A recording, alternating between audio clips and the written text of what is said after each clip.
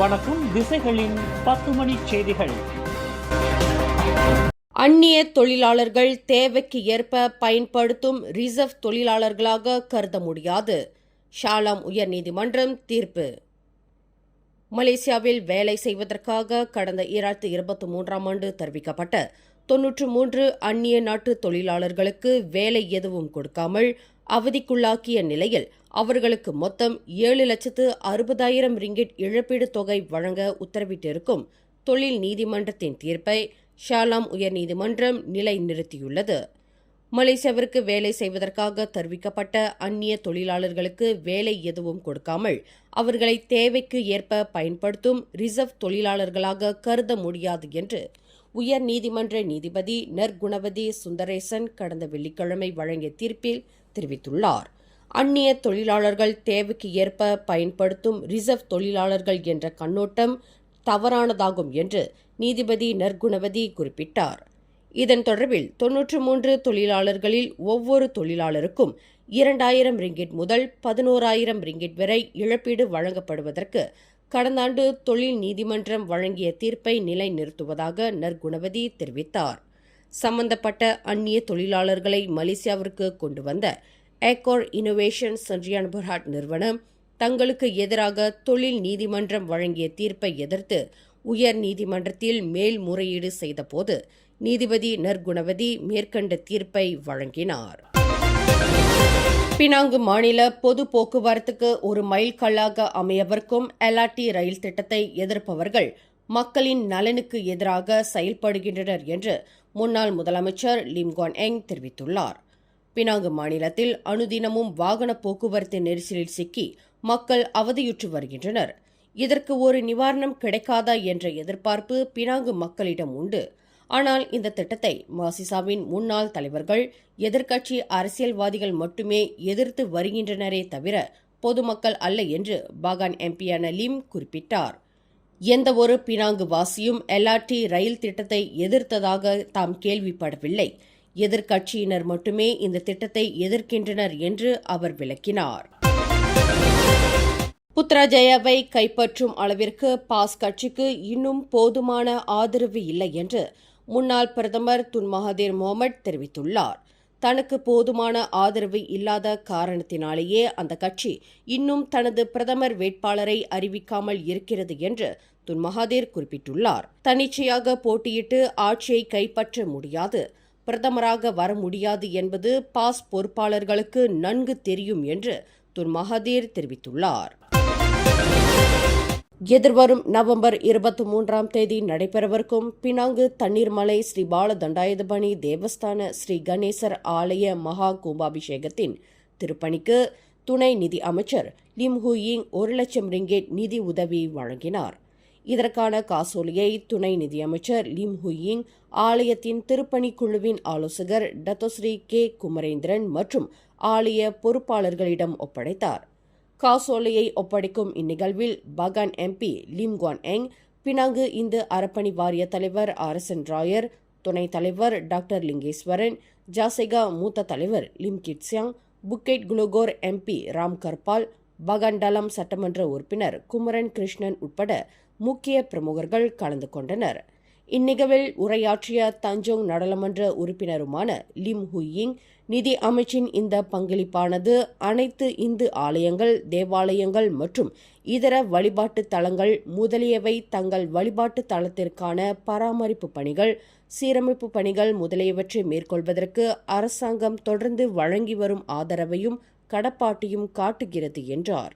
This allocation demonstrates our continued commitment to ensuring that temples, churches, and other places of worship across the country receive the necessary support to carry out maintenance, restoration, and community programs. It is our hope that such assistance will enable these institutions to remain safe, welcoming, and conducive spaces for spiritual growth and community engagement. Bagan நாடாளுமன்ற உறுப்பினர் Lim Kuan எங் கூறுகையில், Penang Hindu அறப்பணி வாரியம் செய்து வரும் முயற்சிகள் யாவும் மக்கள் நலன் கருதி இருக்கிறது. அவ்வாரியத்தின் பணிகள் இத்துடன் நின்றுவிடாமல் அடுத்தடுத்து வரும் மேம்பாடு திட்டங்களிலும் சிறப்பு கவனம் செலுத்த வேண்டும் என்று லிம் கேட்டுக்கொண்டார். ஜெலத்தோங் நாடாளுமன்ற உறுப்பினரும் பினாங்கு இந்து அறப்பணி வாரிய தலைவருமான RSN ராயர் கூறுகையில், ஸ்ரீ கணேசர் ஆலய மகா கும்பாபிஷேகத்திற்கு நிதி வழங்கியிருக்கும் துணை நிதி அமைச்சர் லிம் ஹுயிங்கிற்கு தமது நன்றியை தெரிவித்துக் கொண்டார். அது மட்டுமின்றி பினாங்கு இந்து அறப்பணி வாரியம் மாநிலத்தில் உள்ள ஆலயங்களுக்கு செய்து வரும் நற்காரியங்களை கருத்தில் கொண்டு அனைவரும் உறுதுணையாக இருக்கும்படி ராயர் கேட்டுக்கொண்டார். அம்னோவிலிருந்து தாம் நீக்கப்பட்ட போதிலும் அம்னோவை விட்டு தாம் வெளியேறவில்லை என்று அதன் முன்னாள் இளைஞர் பிரிவு தலைவர் கைரி ஜமாலுடன் தெரிவித்தார். அம்னோவிலிருந்து என்னை நீக்கவும் வெளியேற்றவும் கட்சிக்கு உரிமை உண்டு. ஆனால் தாம் அம்னோவிலிருந்து நீக்கப்பட்ட போதிலும் தாம் இன்னமும் அம்னோவில் இருப்பது போன்ற உணர்வே மேலிடுகிறது என்று முன்னாள் சுகாதாரத்துறை அமைச்சருமான கைரி குறிப்பிட்டார். தாம் மீண்டும் அம்னோவில் இணையலாம் என்று ஆருடங்கள் வலுத்து வரும் வேளையில் கைரி ஜமாலுடன் ஊடகங்களுக்கு இன்று மனம் திறந்த போது இவ்வாறு தெரிவித்தார்.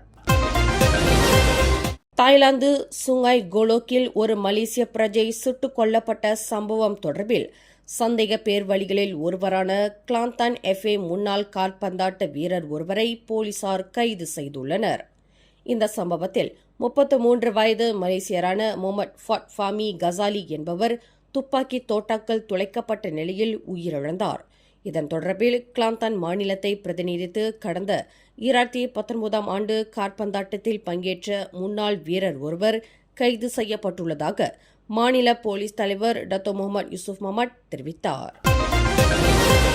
சிலாங்கூர் கொத்தகமுனிங் சட்டமன்ற தொகுதி அளவிலான தீபாவளி பொது உபசரிப்பு நேற்று சனிக்கிழமை வெகு விமர்சையாக நடைபெற்றது. கொத்தகமுனிங் சட்டமன்ற உறுப்பினர் பிரகாஷ் சம்புநாதன் முன்னிலையில் ஷாலாம் தமன் ஸ்ரீமுடா ஜாலான் முஸ்ராவில் இரவு 7 மணிக்கு தொடங்கி 10 மணி வரை நடைபெற்ற தீபாவளி பொது உபசரிப்பில் சுமார் 2000 பேர் கலந்து கொண்டனர். கொத்தகமுனிங் சட்டமன்ற உறுப்பினர் பிரகாஷ் வருகையாளர்கள் அனைவரையும் வரவேற்று பேசினார். தீபாவளி என்பது வெறும் ஒளி தரும் விழா மட்டுமல்ல, இருளை அகற்றி நன்மை, நம்பிக்கை, வெற்றியை குறிக்கும் நன்னாளாகும் என்றார். எதிர்காலத்தில் ஏற்படக்கூடிய சவால்களை சமாளிக்கக்கூடிய ஆற்றலை நாம் பெற வேண்டும் என்று இந்த தீபாவளி திருநாளில் உறுதி கொள்ளும் அதே வேளையில் கொத்தகமுனிங் தொகுதி மக்களுக்கு வழங்கப்பட்டு வரும் சேவையில் தொகுதியில் இந்திய சமூகம் சார்ந்த மேம்பாடு மற்றும் நலன்களை வலுப்படுத்துவதில் தம்முடன் இணைந்து ஒத்துழைப்பு நல்கி வரும் பள்ளிகள், குடியிருப்பாளர்கள் சங்கங்கள், அரசு சாரா இயக்கங்கள் மற்றும் சமூக அமைப்புகளுக்கு பிரகாஷ் தமது நன்றியையும் பாராட்டுகளையும் தெரிவித்துக் கொண்டார். மக்களிடையே கட்டி காக்கப்பட்டு வரும் ஒற்றுமை உணர்வு தொடரப்பட வேண்டும் என்று வலியுறுத்திய பிரகாஷ், மக்களின் ஒற்றுமையையும் நல்லிணக்கமே நாட்டின் வளர்ப்பதற்கு அடித்தளம் என்றார். அறுசுவை உணவுடன் ஆடல், பாடல், நடனம் என பாரம்பரிய நிகழ்ச்சிகளுடன் நடைபெற்ற கொத்தகமுனிங் சட்டமன்ற தொகுதியின் தீபாவளி பொது உபசரிப்பில் பள்ளிகளின் பிரதிநிதிகள், அரசு சாரா இயக்கங்களின் பொறுப்பாளர்கள் மற்றும் குடியிருப்பாளர்கள் சங்கங்களின் பொறுப்பாளர்கள் ஆகியோருக்கு சட்டமன்ற உறுப்பினர் பிரகாஷ் நினைவு பரிசுகளை வழங்கினார். பினாங்கு பகண்டாலம் ஸ்ரீ பண்டாரில் வீற்றிருக்கும் பசார் அவாம் எனும் ஈரச்சந்தை 1,17,700 ரிங்கிட் செலவில் மேம்படுத்தப்பட்டுள்ளது என்று பகண்டாலம் சட்டமன்ற உறுப்பினர் குமரன் கிருஷ்ணன் தெரிவித்தார். 8 மாதங்களாக நடைபெற்ற மேம்பாட்டுப் பணிகளில் பசார் அவாம் ஸ்ரீ பண்டார் கட்டடம் முழுவதுமாக சாயம் பூசப்பட்டு புதுப்பிக்கப்பட்டுள்ளது. அது மட்டுமின்றி இந்த மேம்பாட்டு திட்டத்தில் புதிய முயற்சியாக உடல் ஊனமுற்றவர்களும் பயன்படுத்துவதற்காக வழிப்பாதை ஒன்று உருவாக்கப்பட்டுள்ளது. அத்துடன் ஈரச்சந்தையை சுற்றி பாதுகாப்பான வடிகால் மூடி பொருத்தப்பட்டுள்ளது. பொதுமக்கள் அதிகம் வந்து போகும் இடங்களில் இம்மாதிரியான பாதுகாப்பு அம்சங்கள் இருப்பதை உறுதி செய்வது எங்களுடைய முதன்மை நோக்கமாகும் என்றார் குமரன். மக்களின் வசதிக்காக மேற்கொள்ளப்படும் மேம்பாடு திட்டங்களை பாதுகாப்பான முறையில் பயன்படுத்த வேண்டும் என்று பொதுமக்களுக்கு வலியுறுத்தினார். இந்த மேம்பாடு திட்டத்தை ஒட்டி கருத்து தெரிவித்த பகான் நாடாளுமன்ற உறுப்பினர் லிம் குவான் எங், இந்த மேம்பாட்டு திட்டங்களை தொடர்ந்து இப்பகுதியில் அமைத்துள்ள பொது கழிப்பறையும் மேம்படுத்தப்படும் என்றார். இதனிடையே கடந்த அக்டோபர் 30 மலேசிய புள்ளி விவர இலாகா வெளியிட்ட தகவலின்படி தொழிலாளர்களின் உற்பத்தி திறனில் பினாங்கு மாநிலம் தற்போது 14 மாநிலங்களில் 9வது இடத்தில் இருக்கிறது என்று அறிவித்துள்ளது. இது உண்மையிலேயே அச்சத்தை ஏற்படுத்துவதாக உள்ளது என்று பகான் நாடாளுமன்ற உறுப்பினர் லிம் குவான் எங் குறிப்பிட்டார். kita pun dalam tangga keempat belakang kira. Ini saya rasa kita harus kaji apakah sebabnya, macam mana kita boleh bertambah baik. Ini sesuatu yang membimbangkan untuk masa depan negeri Pulau Pinang. Kerana produktiviti amat penting. Produktiviti boleh menjana hasil dan pendapatan untuk negeri. இந்த பின்னடைவுக்கான காரணம் என்ன என்பது குறித்து ஆராயப்பட வேண்டும். காரணம், இதில் Penang எதிர்கால நலன் சார்ந்துள்ளது. எந்தெந்த வகையில் தொழிலாளர்களின் உற்பத்தி திறனை உயர்த்த முடியும் என்பது குறித்து நாம் ஆராய வேண்டும் என்று லிம் வலியுறுத்தினார். மத்திய வங்கியான பேங்க் நகரா வரும் நவம்பர் 6ஆம் தேதி அறிவிக்கவுள்ள ஒரே இரவு வட்டி கொள்கையான OPR விகிதம் தொடர்பான முடிவு அடுத்த வார சந்தை இயக்கத்தின் முக்கிய அம்சமாக இருக்கும் என்று எதிர்பார்க்கப்படுகிறது. பேங்க் முவாமலட் மலேசிய பிரஹாட்டின் தலைமை பொருளாதார நிபுணர் டாக்டர் முகமது அப்சா நிசாம் அப்துல் ரஷீத் கூறுகையில், ரிங்கேட் அடுத்த வாரம் அமெரிக்க டாலருக்கு எதிராக 4.18 முதல் 4.20 வரை வரம்பில் வர்த்தகம் செய்யப்படும் என்று எதிர்பார்க்கப்படுவதாக குறிப்பிட்டார். இந்த முடிவு பேங்க் நகரா பொருளாதாரத்தை எவ்வாறு மதிப்பிடுகிறது, எதிர்கால நாணய கொள்கை நிலைப்பாட்டை அது எவ்வாறு வடிவமைக்கும் என்பதற்கான தெளிவை வழங்கும் என்று அவர் தெரிவித்துள்ளார். பேரா தைப்பிங் வட்டாரத்தில் உள்ள தமிழ் பள்ளிகள், ஆலயங்கள் மற்றும் அரசு சாரா அமைப்புகளுக்கு கடந்த ஆண்டு மட்டும் பேரா மாநில அரசாங்கம் 5,43,000 ரிங்கிட் மானியம் வழங்கியிருப்பதாக மாநில ஆட்சிக்குழு உறுப்பினர் சிவனேசன் தெரிவித்தார். அதேவேளையில் இந்த ஆண்டு இதுவரை 4,25,000 ரிங்கிட் மானியம் வழங்கப்பட்டிருப்பதாக சிவனேசன் குறிப்பிட்டார்.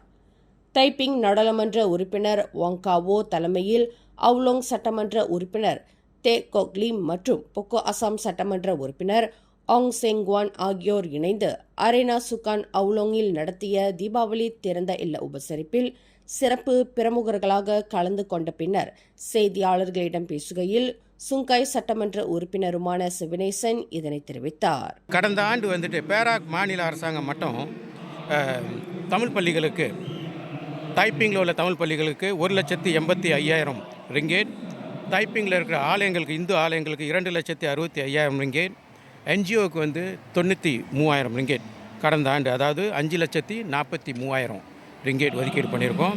இந்த வருடம் இதுவரை 4,75,000 ரிங்கேட் ஒதுக்கீடு பண்ணியிருக்கோம். ஆக நிதி வழங்க நாங்கள் தயாராக இருக்கிறோம். அதே வேளையில் இந்த ஆலயங்களும் சரி, தமிழ் பள்ளிகளும் சரி, NGOக்களும் சரி, அவங்க எல்லாம் ஒன்றிணைந்து இந்த சமுதாயத்துக்கு செய்ய வேண்டியதை செய்வாங்க நான் நம்புகிறோம். தைப்பிங் நாடாளுமன்ற தொகுதி ஏற்பாட்டிலான தீபாவளி விருந்து உபசரிப்பில் என்றும் இல்லாத அளவிற்கு இந்த முறை அதிகமான மக்கள் திரண்டிருப்பது குறித்து சிவனேசன் பெருமிதம் தெரிவித்தார். தன்னை போலீஸ்காரர் என்று அடையாளப்படுத்திக் கொண்டு மக்களிடம் பணம் பறித்து வந்ததாக நம்பப்படும் 20 வயது மதிக்கத்தக்க நபரை போலீசார் கைது செய்துள்ளனர். அந்த நபர் நேற்று சனிக்கிழமை ஈப்போ பெர்சாம் தாமன் ஈப்போ திமோர் பாராட்டில் உள்ள ஒரு உணவகத்தின் முன் கைது செய்யப்பட்டார். போக்குவரத்து போலீஸ்காரரை போல் சீருடை அணிந்து கொண்டு மோட்டார் சைக்கிளையும் போலீஸ் ரோந்து மோட்டார் சைக்கிளை போல் வடிவமைத்துக் கொண்டு பணம் கேட்டு மிரட்டி வந்த நபர் குறித்த காணொலி வைரலானதை தொடர்ந்து அந்த நபர் அடையாளம் காணப்பட்டதாக ஈப்போ மாவட்ட போலீஸ் தலைவர் ACP அபாங் ஜைனால் அபிடின் அபாங் அஹமட் தெரிவித்தார்.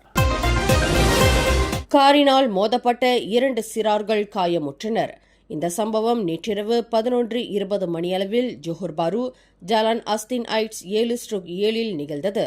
இதில் 6 மற்றும் 9 வயது 2 சிறார்கள் காயமுற்றதாக ஜோஹர் பாரு மாவட்ட போலீஸ் துணைத் தலைவர் அஸ்ருல் ஹோய்ஷாம் ஸ்லாத்தான் தெரிவித்தார்.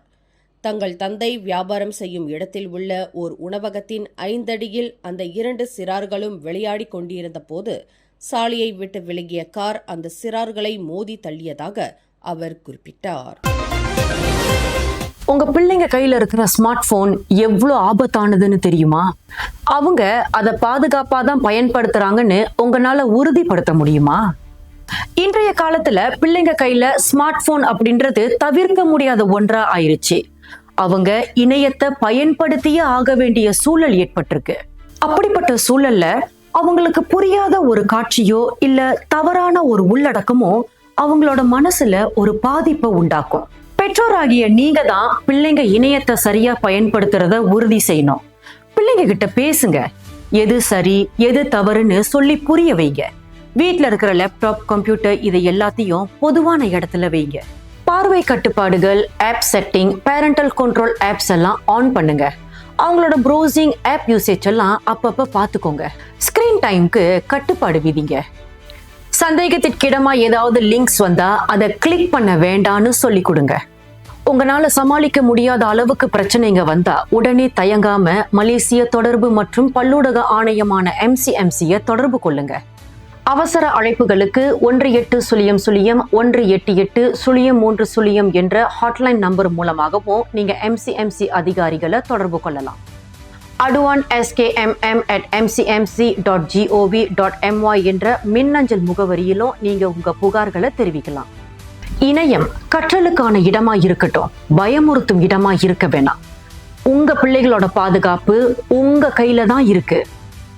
இளம் தலைமுறையினரின் இணைய பாதுகாப்பை உறுதி செய்வோம், கற்றலுக்கு உதவுவோம். மேலும் செய்திகளை தெரிந்து கொள்ள கீழே இருக்கும் பெல் பட்டனை அழுத்துங்கள். உங்கள் மகிழ்ச்சியை வெளிப்படுத்த லைக் மற்றும் ஷேர் செய்யுங்கள். தொடர்ந்து திசைகளோடு இணைந்திருக்க சப்ஸ்கிரைப் செய்யுங்கள்.